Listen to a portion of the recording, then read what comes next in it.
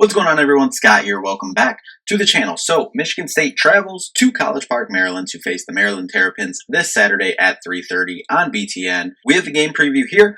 What we are also looking for from Michigan State after a shaky week one, how will they respond? Plus, we'll have the bets that I like the most going into week two of this college football season after going 3 for 4 last week and a total of 5 for 8 if you include the Thursday night games plus the ones that I posted on my TikTok and here on YouTube Shorts as well. So overall, 5 and 8, not a bad way to start this season. Before we jump in to the preview, if you could just hit that like and subscribe button down there for more MSU football content going forward as we move throughout the season. So starting on the Maryland side, they beat UConn at home last Saturday, 50-7. Junior starting quarterback Billy Edwards Jr. went 20 for 27 for 311 yards and 2 touchdowns. Throughout the game, he had some nice layered throws in there as well into some tight windows. He was able to escape out of the pocket a little bit, which we'll talk about a little bit more later. Junior running back Roman Hemby had 14 carries for 66 yards and a touchdown. And then freshman Nolan Ray had 6 carries for 60 yards and a touchdown. Colby McDonald got 8 carries as well for 44 yards. But senior receiver Ty Felton went for 7 catches and 178 yards and 2 touchdowns through the air, including a 75-yard touchdown catch to end the third quarter. He was good off bubbles. He's a very speedy receiver in some of the film we saw of him. Senior Caden Prather as well was good for 6 catches and 60 yards. Both those guys shared a majority of the target share through the air. On the defensive side of the ball, they generated 1 sack and 1 tackle for loss. So they did not get in the backfield and pressure the quarterback as much. So in theory, Aiden Childs should have some time to throw back there. And given that really in terms of MSU's offensive line, it wasn't Aiden Childs getting sacked and the pressure that was MSU's problem on the offensive line. It was MSU's running game in terms of the offensive line. In theory, so should have some time to throw back there. But they did have 2 interceptions on the defensive side of the ball. They do a good job of bottling up the run as well. Do a good job at stopping the run, bottling that up, and they are decent through the air at the cornerback position as well. And MSU struggled through the air, obviously, in Friday night in week 1 last week. That'll be something to watch out for on the defensive side of the ball. For UConn, they only had 1 receiver catch more than 2 balls. Had a really good day. Skylar Bell of UConn, 5 catches for 141 yards. Yes, again, it is UConn. No disrespect to UConn. But MSU obviously has better athletes, better players than UConn.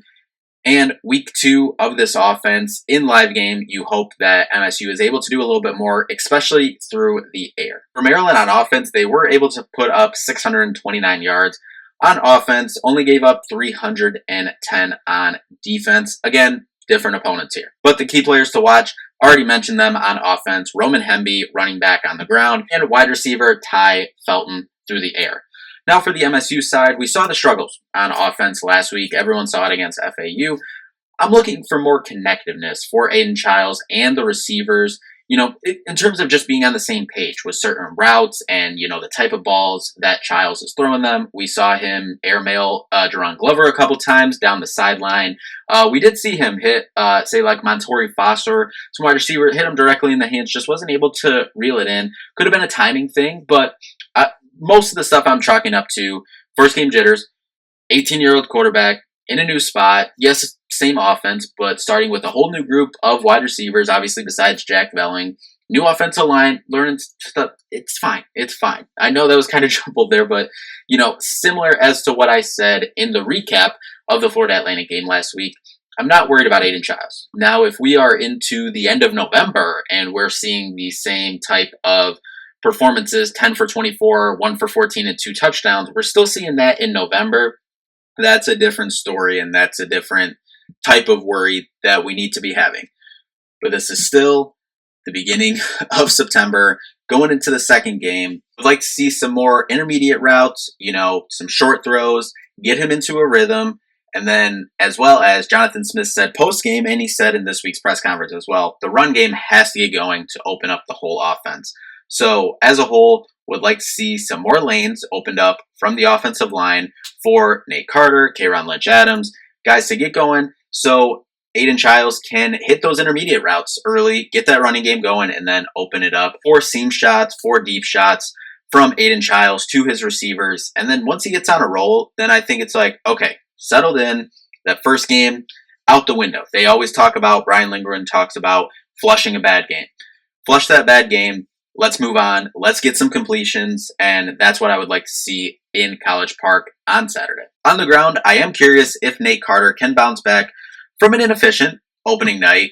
Again, as I'll reiterate from the recap of that Florida Atlantic game, it was not all on him. I'm giving like 75% offensive line, 25% him. I mean, it looked like the last 2 months of last year, he was getting hit in the backfield, up the middle when he was trying to get to the side, had a little bit of room, tried to create some, but he was still getting pressure off there. So it was the whole offensive line unit. But I am curious, obviously, Kayron Lynch-Adams had a better stat line than Nate Carter. Even if you took out, we did the breakdown in the recap of the Florida Atlantic game, even if you took out the big pop run from Kayron Lynch-Adams, still had a better average per rush than Nate Carter. So will that number be reduced? In the first game of the season, Nate Carter rushed it 19 times as opposed to Kayron Lynch-Adams rushing that 9. Will that be more even out? I think maybe slightly, but I still think Nate Carter will get a majority of the rushes. If they run it similar to they did 28 times, I'd maybe expect like a 16-12 split, maybe somewhere along those lines, 15-13. So a little more even, but still with a slight edge to Nate Carter. Again, it's nothing on Nate Carter. It's the offensive line and the unit as a whole for a majority of his runs. And then through the air, obviously we talked about got to be more efficient. Your leading receiver, Michael Masunis, went for 2 for 29. Montori Foster had the most receptions, 3 for 23. 5 guys had 1 receptions. I like that we were trying to spread the ball out and keep the defense honest and, keep it guessing. First game of the season, trying out, see what's working, see where the connection is, see where the chemistry is. But would like to see some higher receptions. Would love to see a Jack Velling 5 for 77. Say Montori Foster, 7 for 68. Something like that. Would like to see a few guys, and I think that will happen. We know the coaching staff said that a lot of guys will see a lot of reps at the beginning of the season until you figure out that playing group. And obviously that's, pretty fluid throughout the whole team, I think. Said that about offensive line. You'll see that probably in secondary. Obviously, we'll get to some injuries here in a second in that secondary. But we'd like to see some guys start to establish themselves. And I think if we're able to get that with Aiden Giles, that short intermediate routes, get those, start connecting, you'll start seeing those numbers go up. And I think that'll open up so much for this offense if that running game can get going as well. On the defensive side, Jonathan Smith did announce in his press conference this week that Dylan Tatum will likely be out the rest of the year, as well as Khalil Majid. So that secondary now gets thinner. So guys like Nikai Martinez, who he had a good game 1, his first game in a Spartan uniform, had an interception. He's going to be seeing a lot more time at that safety position. Probably it's going to be him in that safety position. Obviously, Malik Spencer will be back in that starting lineup as well. He got obviously ejected in the first half of that Florida Atlantic game.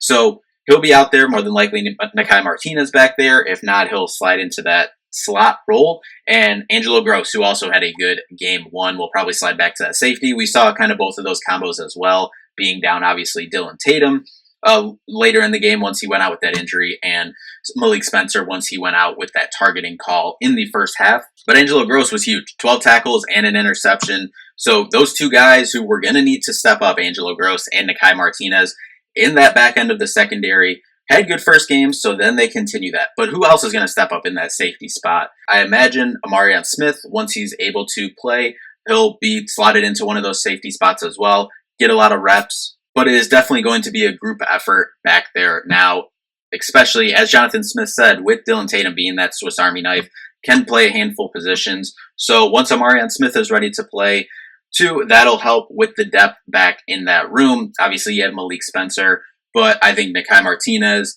Amarion Smith, Angelo Gross will all be kind of part of that safety rotation, kind of rotating around and floating with that nickel position as well, given they both can play that as well. Now, on the defensive front, they were amazing. Honestly, probably what I was most impressed with on night 1, game 1 for them. Can they continue to get that pressure both interiorly and exteriorly on the edge? No, I don't expect 7 sacks again against Maryland like we saw in week 1. but getting pressure, I believe, will be key. Billy Edwards Jr. for Maryland in week 1 was 20 for 27. If you can make him make quicker decisions, obviously this is his first time starting. He's been playing around Toluia Tagovailoa. I know I butchered that name and I apologize, but he played behind him for the last couple years here in Maryland. So this is only his second career start, obviously first Big Ten career start, same as Aiden Childs. So if you can make him make quicker decisions, but he can escape the pocket a little bit, not as much as we saw week 1 with Florida Atlantic's quarterback,